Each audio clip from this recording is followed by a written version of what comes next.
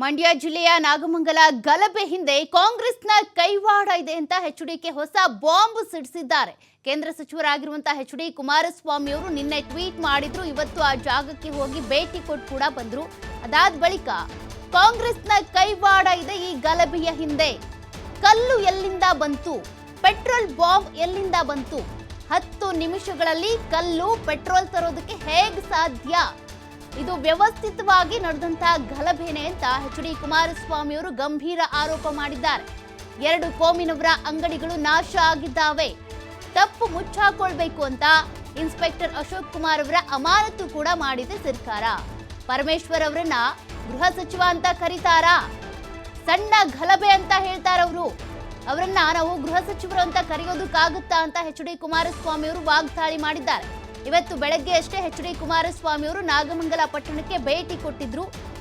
ಯಾರ್ಯಾರಿಗೆ ನಷ್ಟ ಆಗಿದೆ ಅದ್ರ ಬಗ್ಗೆ ಮಾಹಿತಿ ಕೂಡ ಪಡೆದುಕೊಂಡ್ರು. ಅದಾದ ಬಳಿಕ ಈಗ ಈ ಒಂದು ಗಲಭೆಯ ಹಿಂದೆ ಕಾಂಗ್ರೆಸ್ನ ಕೈವಾಡವೇ ಇದೆ ಅಂತ ಎಚ್ಡಿ ಕುಮಾರಸ್ವಾಮಿ ಅವರು ಆರೋಪ ಮಾಡಿದ್ದಾರೆ.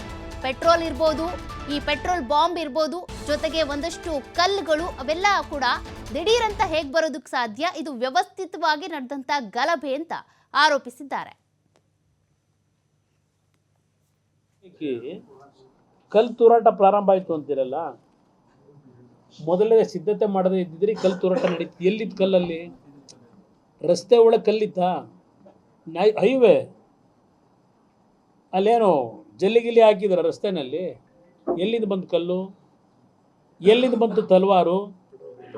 ಎಲ್ಲಿಂದ ಬಂತು ಪೆಟ್ರೋಲ್ ನಿಮ್ಮ ಬಾಂಬ್ಗಳು? ಈ 10 ನಿಮಿಷದಲ್ಲಿ ರೆಡಿ ಆಯ್ತಾ ಅದು? ಆಸಿಡ್ ಬಾಟ್ಲುಗಳು ಎಲ್ಲ 10 ನಿಮಿಷದಲ್ಲಿ ರೆಡಿ ಆಯ್ತಾ? ಇದು ವ್ಯವಸ್ಥಿತವಾಗಿ ಮಾಡದೇ ಇದ್ದಿದ್ರೆ ಇದು ನಡೀಲಿಕ್ಕೆ ಸಾಧ್ಯವಾ?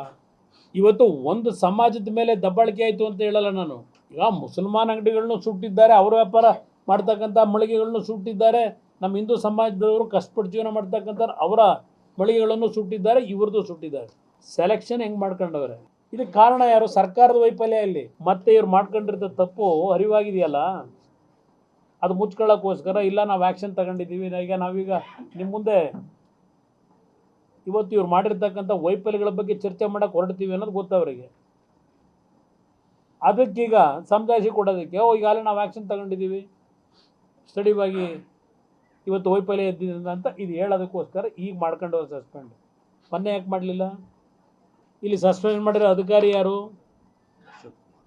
ಇಲ್ಲಿ ಅಶೋಕ್ ಕುಮಾರ್ ಅಂತ ಹೇಳಿ ಆ ಪರಮೇಶ್ವರ್ನ ಯಾರಾದ್ರು ಗೃಹ ಸಚಿವ ಅಂತ ಕರಿತೀರಾ? ಸಣ್ಣ ಘಟನೆ ಅದು ಅಂತ ಹೇಳ್ತಾರೆ. ಏಕಾಏಕಿ ಕಲ್ ತೂರಾಟ ಪ್ರಾರಂಭ ಆಯ್ತು ಅಂತಿರಲ್ಲ, ಮೊದಲೇ ಸಿದ್ಧತೆ ಮಾಡದೇ ಇದ್ದಿದ್ರೆ ಕಲ್ ತೂರಾಟ ನಡೀತು. ಎಲ್ಲಿತ್ತು ಕಲ್ಲಲ್ಲಿ? ರಸ್ತೆ ಒಳಗೆ ಕಲ್ಲಿತ್ತ?